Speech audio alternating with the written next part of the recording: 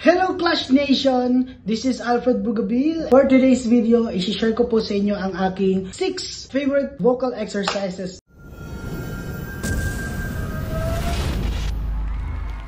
Kaya po ako nakapasok sa top 9 sa The Clash 2024. Ang first vocal exercises o exercise na aking ginagawa ay ang lip roll. Ganito lang siya. 16 counts para talaga mas ma-prepare natin yung ating lips kapag tayo kumakanta. Ang second naman ay kailangan igalaw din natin ang ating shoulder. Kailangan din talaga dito para mas bumuka yung ating larynx. Diba? Okay, ang third one naman po ay yung 1, 2, 3, 4, 5 vocal exercise. Para ka lang kumakanta.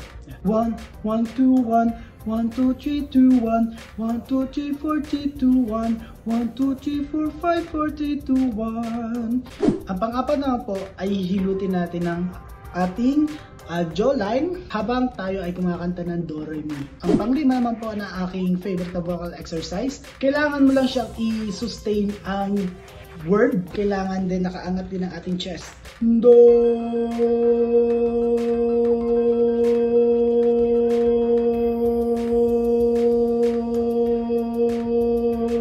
And then, ang last one po na vocal exercise na aking paborito. Habang nag-exercise tayo dito, ay kumakanta tayo ng Do, Re, Mi. Do, Re, Mi, Fa, Sol, La, Ti, Do.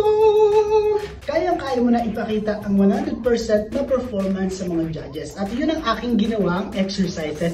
Kaya ako nakapasok sa top 9 ng The Clash 2024.